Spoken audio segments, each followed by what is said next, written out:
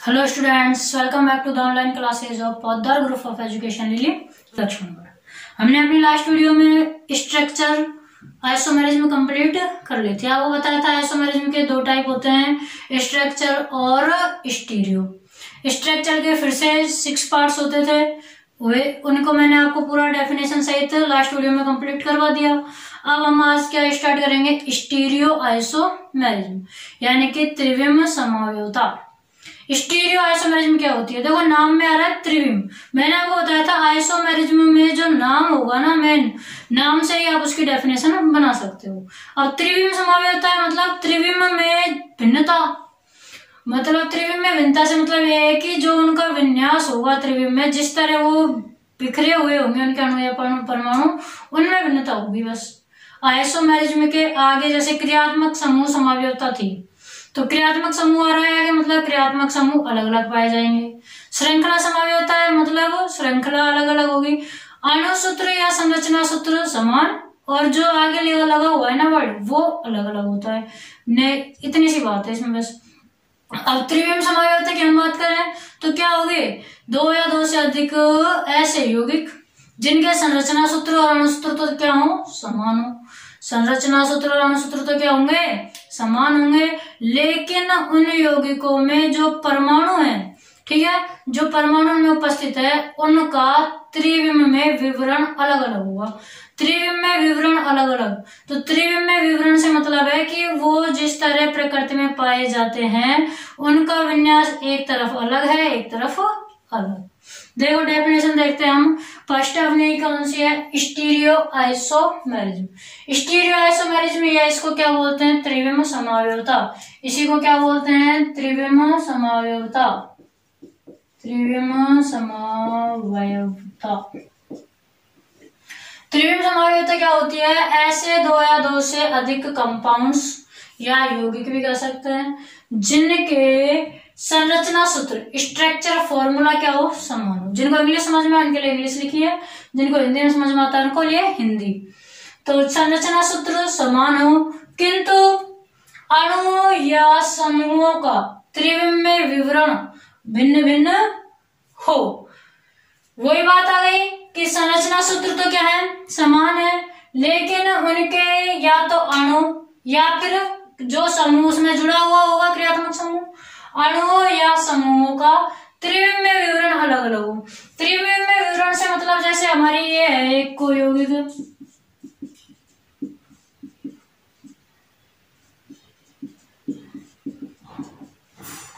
Tartaric acid बोलते हैं इसको। अब इसका संरचना सूत्र तो यही रहेगा, C4H6O6। संरचना सूत्र तो यही रहेगा, देखो C4 है, H भी 6 है और O भी कितने हैं, 2 2 4 2 है ना। संरचना सूत्र तो यही रहो, लेकिन आपको क्या बोला गया है कि इनके जो अणु या परमाणु इनसे जुड़े हुए हैं, अणु या परमाणु जो इनसे जुड़े हुए हैं, इनका विवरण अलग अलग तरह से पाया जाए। मतलब ऐसे पाया जाए, या विवरण कैसे हो जाए, पहले हाइड्रोजन इधर की जगह इधर आ गया और जो हाइड्रोक्साइड समूह इधर जुड़ा था वो उधर चला गया, ठीक है। तो ऐसे क्या होगा आपका, ये अगर आपके ऐसे यहाँ जैसे OH इधर जुड़ा है, OH यहाँ आ गया, ये H यहाँ आ गया, तो ये आपका क्या कहलाएगा, त्रिविम समव्यवता कहलाएगी। क्या कहलाएगी, त्रिविम समव्यवता। मतलब ये जो अणु या परमाणु जुड़े हुए हैं ना, इनमें भिन्नता आ जाए, इनके जो विन्यास है वो बदल जाए, तो ये क्या कहलाएगी, त्रिविम समव्यवता। त्रिविम समव्यवता क्या होती है, दो या दो से अधिक ऐसे यौगिक जिनके संरचना सूत्र भी समान हो, अणु सूत्र भी समान हो, लेकिन जो परमाणु या अणु उसमें है या जो समूह से जुड़ा हुआ है उसका त्रिविम में विवरण क्या रहता है, डिफरेंट यानी कि अलग अलग रहता है। तो ऐसे यौगिक क्या कहलाएंगे, स्टीरियो आइसोमेरिज्म, स्टीरियो आइसोमर्स कहलाते हैं, तथा इस गुण को क्या कहते हैं, स्टीरियो आइसोमेरिज्म। जो यौगिक होंगे वो कहलाएंगे, जो यौगिक ऐसे हैं वो एक दूसरे के स्टीरियो आइसोमर कहलाएंगे, और ये घटना क्या कहलाएगी, स्टीरियो आइसोमेरिज्म। अब स्टीरियो आइसोमेरिज्म में 3 प्रकार की होती है, आपको बताया था। स्टीरियो आइसोमेरिज्म 3 प्रकार की, और स्ट्रक्चर वाली आपको 6 टाइप की बताई थी, सारे 6 टाइप आपको लिखवा दिए थे। अब स्टीरियो आइसोमेरिज्म के भी 3 प्रकार है, उनको ढंग से पढ़ना है। पहला और मेन आप आपका है प्रकाशिक समावयवता। स्टीरियो आइसोमेरिज्म का फर्स्ट पार्ट क्या है? प्रकाशिक समावयवता, या इंग्लिश में बोलते हैं ऑप्टिकल आइसोमेरिज्म। पहला पार्ट है आपका ऑप्टिकल आइसोमेरिज्म। अब देखो नाम में आया प्रकाशिक, नाम में क्या गया? प्रकाशिक या ऑप्टिकल। इसका मतलब क्या हुआ कि वही अणुसूत्र, संरचनात्मक सूत्र, ये तो क्या होंगे? समान होंगे, लेकिन नाम में आया ऑप्टिकल, मतलब कि प्रकाशिक गुण क्या होंगे? भिन्न भिन्न होंगे। तो नाम से ही आप डेफिनेशन बना सकते हो। प्रकाशिक समावयवता डेफिनेशन बन गई, प्रकाशिक हमें पता है आगे आ रहा है, मतलब प्रकाशिक गुण क्या होंगे? भिन्न। तो नाम से डेफिनेशन कैसे बनाओगे कि ऐसे दो या दो से अधिक यौगिक जिनके अणुसूत्र, मॉलिक्यूलर फॉर्मूला, संरचनात्मक सूत्र यानी कि स्ट्रक्चर फॉर्मूला, और इनके रासायनिक और भौतिक गुण भी समान ही रहते हैं। इनके तो फिजिकल एंड केमिकल प्रॉपर्टीज क्या हो? समान हो, किंतु उनके प्रकाशिक गुणों में भिन्नता हो। प्रकाशिक गुण मतलब ऑप्टिकल प्रॉपर्टीज में क्या हो? भिन्नता हो। तो ऐसे यौगिक क्या कहलाएंगे?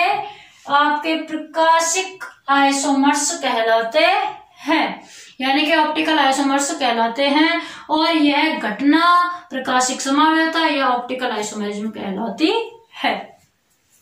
देखो प्रकाशिक समावयवता में आपको बता दिया कि सबसे पहले मैंने लिखा है इसे प्रतिबिंब समावयवता या एनेंसोमर भी कहते हैं। प्रकाशिक समावयवता का एक दूसरा नाम बहुत बार आता है, इस नाम से भी इसको पूछा जाता है, प्रतिबिंब समावयवता और एनेंसोमर।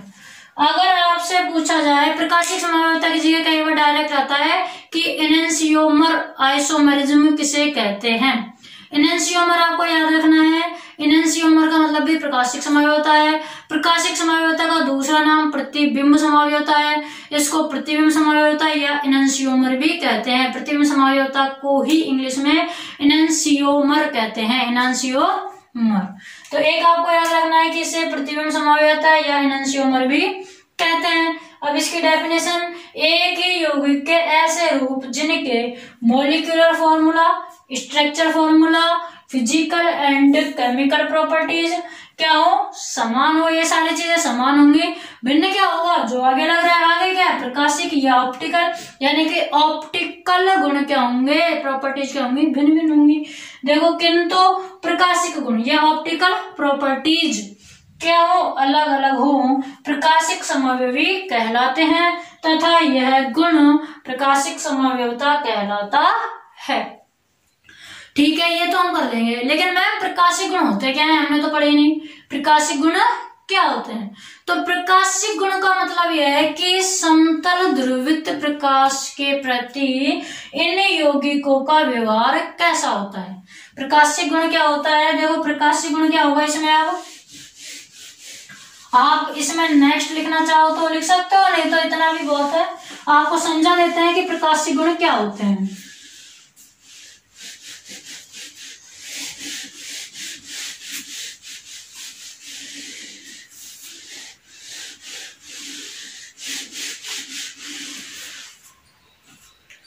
देखिए प्रकाशिक गुण का मतलब क्या है? प्रकाशिक गुण का मतलब होता है कि समतल ध्रुवित प्रकाश, समतल ध्रुवित प्रकाश, इंग्लिश में कहते हैं इसको plane polarised, plane polarised light. क्या बोलते हैं? प्लेन पोलराइज्ड लाइट, शॉर्ट में इसको पीपीएल भी बोला जाता है। समतल ध्रुवित प्रकाश को पीपीएल या प्लेन पोलराइज्ड लाइट भी कहते हैं। तो प्रकाशिक गुण का मतलब क्या होगा कि समतल ध्रुवित प्रकाश के प्रति, समतल ध्रुवित प्रकाश के प्रति यौगिकों का व्यवहार, ठीक है। प्रकाशीय गुण क्या होंगे? समतल ध्रुवित प्रकाश के प्रति यौगिकों का व्यवहार। अब मैम समतल ध्रुवित प्रकाश क्या होता है और इनके प्रति यौगिकों का व्यवहार कैसे अलग होगा वो समझाइए। अब हम वो देखते हैं। पहले हमने आपको बताया प्रकाशिक गुण क्या होंगे। तो प्रकाशिक गुण क्या होते हैं? समतल ध्रुवित प्रकाश या प्लेन पोलराइज्ड लाइट के प्रति कंपाउंड्स जो आपके होते हैं उनका व्यवहार, ठीक है ना, कंपाउंड्स का व्यवहार। अब देखो, अब ये समतल ध्रुवित प्रकाश क्या होता है ये पढ़ेंगे हम। पीपीएल आपका क्या होता है इसके बारे में जानना है। तो इसके बारे में जानने के लिए हम एक फिगर से इसको समझ सकते हैं। सबसे पहले हमें पता है प्रकाश की कैसी प्रकृति होती है। प्रकाश जो है दो रूप से पाया जाता है, या तो तरंगीय प्रकृति में या कणीय। प्रकाश की द्वैत प्रवृत्ति होती है ना, एक तो कण के रूप में पाया जाता है, एक तरंग के रूप में। तो हम उसका तरंगीय रूप ले लेते हैं। ये आपका ऑर्डिनरी क्या है, प्रकाश है। ये आपकी क्या है, ऑर्डिनरी लाइट।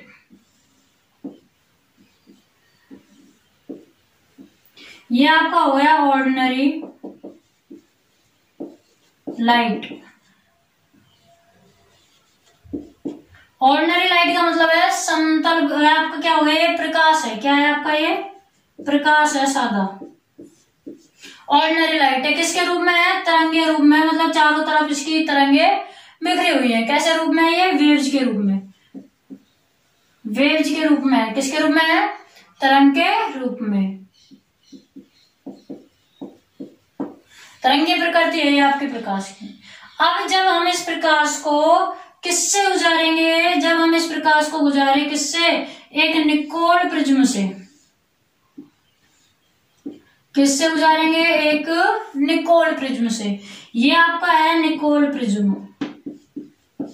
निकोल प्रिज्म, यह आपका क्या है, निकोल प्रिज्म। जब हम ऑर्डिनरी लाइट को या तरंगीय रूप में जो प्रकाश होता है उसको किसी निकोल प्रिज्म से क्या कराएं, गुजारें। इसको जब हम इस निकोल प्रिज्म से गुजारेंगे तो ये जो तरंगीय रूप का प्रकाश है, अभी अलग अलग तलों में ये फैला हुआ है चारों तरफ, ये सारी किरणें या ये जो प्रकाश है वो एक ही तल में क्या हो जाए, व्यवस्थित हो जाए। क्या हो जाए, एक ही तल में। जब हमने इसको इस निकोल प्रिज्म से निकाला तो क्या हो गया, निकोल प्रिज्म से निकलते ही ये जो अलग अलग दिशाओं में फैला हुआ प्रकाश था वो सारा एक ही तल में व्यवस्थित हो गया। ठीक है, जब एक ही तल में व्यवस्थित हो जाए तो एक ही तल का मतलब तो समतल है। समतल से ही कुछ ऐसा निकल रहा है ना, एक ही तल। तो ये जो आपका प्रकाश होगा ये क्या होगा, आपका समतल ध्रुवित प्रकाश। क्या होगा आपका, समतल ध्रुवित प्रकाश। इसे ही पीपीएल, प्लेन पोलराइज्ड लाइट बोलते हैं। फिर से देखो, समतल ध्रुवित प्रकाश क्या होगा, तरंगीय रूप का आपका प्रकाश है। जैसे लाइट बल्ब जलती है तो चारों दिशाओं में फैलता है, तो लाइट जो जलती है ना बल्ब आपका, वो एक तरंगीय रूप में है। तरंगीय रूप का प्रकाश है। इसको निकोल प्रिज्म से हमने गुजारा, प्रिज्म जो आपका होता है उससे हमने इसको गुजारा। तो प्रिज्म से गुजारने के बाद हमने देखा ये जो होता है ना तरंगीय रूप का, ये तरंगीय रूप का न होकर के सिर्फ एक ही तल में विद्यमान हो जाता है। एक ही तल मतलब समतल। तो अब इसका नाम क्या हो गया, समतल ध्रुवित प्रकाश। समतल ध्रुवित प्रकाश। ठीक है, समतल ध्रुवित प्रकाश मुझे समझ में आ गया। मैम आगे समझाइए। तो समतल ध्रुवित प्रकाश में कैसे हम प्रकाशीय गुणों को भिन्नता समझे कि भाई प्रकाशीय गुण का मतलब मैंने आपको बताया था समतल ध्रुवित प्रकाश के प्रति उनका व्यवहार। तो देखो, व्यवहार हम ऐसे समझ सकते हैं, ये आपका समतल ध्रुवित प्रकाश हो गया। जब हम इस समतल ध्रुवित प्रकाश को किसी सॉल्यूशन में से गुजारेंगे, अब हम इसको क्या करते हैं, किसी सॉल्यूशन में से गुजारते हैं। ये आपका कोई क्या है, सॉल्यूशन है। ये आपका कोई कंपाउंड हो सकता है, कंपाउंड भी आपका हो सकता है। जब हम इस प्रकाश को इसमें से गुजारेंगे तो ये जो आपके कंपाउंड होते हैं, सॉल्यूशन होता है, वो इस समतल ध्रुवित प्रकाश को या तो बाईं ओर मोड़ेगा या क्या कर देगा, दाईं ओर मोड़ देता है।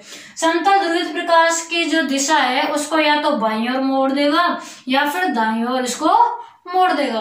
तो बाईं ओर मुड़ने पर और दाईं ओर मुड़ने पर दो समावेशी हो गए इसके। ये जो सॉल्यूशन है इसको दो समावेशी हो जाएंगे, फिर क्या होंगे, या तो बाईं ओर मुड़ेगा या दाईं ओर। तो ये जो दो समावेशी हैं ये आपस में प्रकाशिक समावेशी कहलाते हैं। समतल ध्रुवित प्रकाश को गुजारने पर उनके दो रूप बनेंगे, डी या एल रूप। मतलब कि दाईं ओर अगर घूमेगा तो उसको डेक्स्ट्रो रोटेटरी बोलते हैं, डी रूप, और अगर बाईं ओर घूमता है तो उसको लेवो रोटेटरी बोलते हैं, एल रूप। तो डी और एल रूप बनना ही क्या है आपका प्रकाशिक समाव्यवता है। डी और एल रूप बनना ही क्या है आपकी प्रकाशिक समाव्यवता। देखो अब आगे क्या होगा, फिर आगे क्या होगा, जो आपका ये समतल ध्रुवित प्रकाश है इसका तल या तो बाईं ओर मुड़ जाएगा, समतल ध्रुवित प्रकाश यही था, ठीक है ना। अब ये जो समतल ध्रुवित प्रकाश आपका था इसका तल या तो इधर मुड़ेगा, ये आपका क्या है घड़ी की सुई की दिशा ऐसे चलती है ना, घड़ी की सुई ऐसे घूमती है, मतलब क्लॉकवाइज रोटेशन है, ये आपका क्या है क्लॉकवाइज रोटेशन, COLC के क्लॉकवाइज रोटेशन, या तो क्लॉकवाइज रोटेशन कराएगा दाईं ओर, जिसको हम बोलते हैं डेक्स्ट्रो रोटेटरी,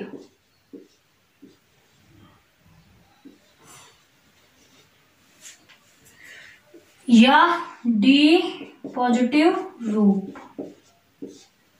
ठीक है। या फिर आपका क्या होगा, ये समतल ध्रुवित प्रकाश है, इसको क्या करेगा बाईं ओर मोड़ देगा, या तो दाईं ओर मुड़ेगा या क्या करेगा बाईं ओर मुड़ जाता है। ये आपका क्या है समतल ध्रुवित प्रकाश, ये भी आपका क्या है समतल ध्रुवित प्रकाश, या तो दाईं ओर मुड़ेगा या क्या होगा बाईं ओर। अब ये किधर मुड़ा है बाईं ओर, अगर ऐसे चलता है तो दाईं ओर। अब ये घड़ी की सुई की विपरीत दिशा हो गई एंटी क्लॉकवाइज, अभी आपका क्या हो गया ये वाला एंटी क्लॉकवाइज रोटेशन, ये आपका क्या होगा एंटी क्लॉकवाइज रोटेशन, ये आपका एंटी क्लॉकवाइज रोटेशन है, जिसको बोलते हैं एल नेगेटिव रूप या लेवो रोटेटरी, क्या बोलते हैं इसको लेवो रोटेटरी। तो ये जो डी और एल रूप बने हैं ये प्रकाशिक समाव्यवता के कारण ही बने हैं, यही आपकी क्या है प्रकाशिक समाव्यवता, ठीक है ना। तो डी रूप बनना, एल रूप बनना, पेपर में डायरेक्ट पूछा जाता है कि डी रूप क्या होता है, एल रूप क्या होता है, डी प्लस क्या है, एल माइनस क्या है। अच्छा इनको प्लस और माइनस नाम क्यों दिया, डी को तो डी प्लस रूप लिखा और एल को माइनस क्यों दिया। देखो मैंने आपको डी रूप में बताया कि दाईं ओर मुड़ते हैं, तो आप जानते हो कोई एक्स एक्सिस है दाईं ओर हमेशा प्लस में चलते हैं, +1 +2, बाईं ओर -1 -2 -3 चलता है ना। तो दाईं ओर अगर घूम रहा है तो प्लस और बाईं ओर अगर घूम रहा है तो माइनस, इसीलिए दाईं ओर घूमने वाले को डी प्लस और बाईं ओर घूमने वाले को एल माइनस बोलते हैं। क्या आपको इसमें कोई प्रॉब्लम है? अब आपको समझ में आ गया प्रकाशिक समाव्यवता क्या होती है। प्रकाशिक समाव्यवता में क्या होगा, structure formula, molecular formula, chemical और फिजिकल प्रॉपर्टीज सारी की सारी तो समान होंगी, लेकिन जो प्रकाशिक गुण होंगे वो क्या होंगे, भिन्न भिन्न होंगे। प्रकाशिक गुण क्या होते हैं, समतल ध्रुवित प्रकाश के प्रति यौगिकों का व्यवहार। समतल ध्रुवित प्रकाश क्या होता है, एक ही तल में जब सारे कण आ जाए समतल ध्रुवित प्रकाश। अब इसके प्रति यौगिकों का व्यवहार मतलब कि जो यौगिक है वो समतल ध्रुवित प्रकाश के प्रति कैसे रोटेट कर रहा है, डी रूप में है या एल रूप में, ये आपको बताना है कि ये जो आपका घूम रहा है ये डी रूप में घूम रहा है या एल रूप में। ये आपकी क्या है, प्रकाशिक समाव्यवता। अब इसके बारे में जो कुछ हमने पढ़ा है उसी को ही नोट करना है। तो जैसे जैसे मैंने आपको बताया वैसे ही नोट करना है। तो देखो नोट अभी मैं आपको यहाँ कर देती हूँ, आप उसको लिख लेना। ओके, देखिए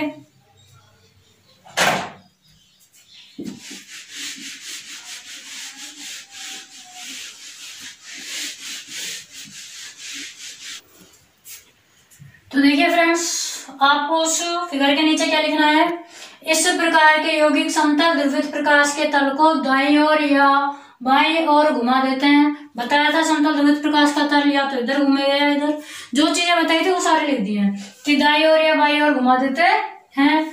दाईं ओर घूमने वाले यौगिक दक्षिण ध्रुव घूर्णक या इंग्लिश में बोलते हैं डेक्स्ट्रो रोटेटरी कहलाते हैं। अब डी से क्या बनेगा, डी, तो डेक्स्ट्रो रोटेटरी को शॉर्ट नाम दे दिया, डी रूप पॉजिटिव कहलाते हैं।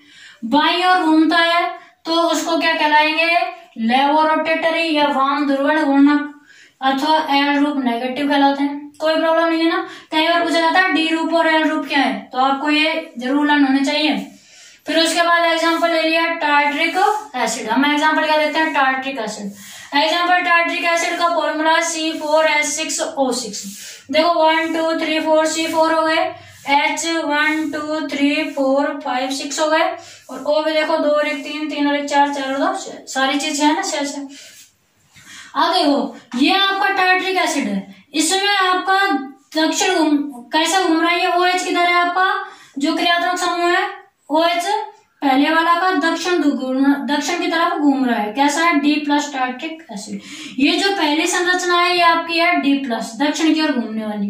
आपको ये लर्न रखनी है, ठीक है ना, कैसे घूम रही है दक्षिण की ओर, क्योंकि आपको टार्ट्रिक एसिड का जो मेन फॉर्मूला है वो ज्यादातर ऐसे भी दिया जाता है, ऐसे भी, ये सारे एक दूसरे के समावेशी हैं। तो ये आपको ध्यान रखना ये है, अगर आपका OH फर्स्ट में इधर है तो D+ रूप है। कैसा है, D+ रूप। तो ये आपका है D+ टार्ट्रिक एसिड। अब इसको चेंज कर दे, क्या कर दे, ऐसे घुमा दे विपरीत साइड में, ये दक्षिण में है। अब इसको यदि हम एंटी क्या करा दे, क्लॉकवाइज रोटेशन करा दे। एंटी क्लॉकवाइज रोटेशन जब हम इसका कराएंगे तो जो OH इधर है वो इधर आ जाएगा, जो OH इधर है वो इधर आ जाएगा। देखो OH इधर था, अब इधर की तरफ आ गया, ये H पहले इस चीज से इधर है, तो एंटी रोटेटरी इनका कराओगे तो वो तो COH ही रहेगा, कोई दिक्कत ही नहीं है, ठीक है। इनका जब हमने एंटी क्लॉकवाइज रोटेशन करा दिया तो एंटी क्लॉकवाइज में एल रूप बनता है, ये आपका डी रूप है, ये आपका क्या है, एल रूप। अब ये क्या है मैम, फिर ये क्या हो गया, डी और एल तो हमने पढ़ लिया। ये है मीजो टार्ट्रिक एसिड। मीजो रूप ऐसा रूप है जो आपके डी और एल दोनों से ही भिन्न होगा। इसमें ना तो दक्षिण की तरफ घूमेगा, ना ही ना तो दक्षिण की तरफ घूमता है, ना ही वाम, ना तो लेफ्ट ना ही राइट। ये डी और एल रूप दोनों से ही भिन्न होता है, ये अलग से है मीजो टार्ट्रिक एसिड। कई बार डायरेक्ट पूछा जाता है मीजो टार्ट्रिक एसिड का संरचना सूत्र क्या है, तो मीजो टार्ट्रिक एसिड ये होता है, इसको आपको लर्न रखना है, ये सारी चीज आपकी इंपॉर्टेंट है। तो आज हमने क्या पढ़ी है, प्रकाशिक समावयवता। कल हमने इसका अगला पार्ट ज्यामितीय समावयवता और संरूपण समावयवता क्यों जानेंगे। Okay friends, thank you.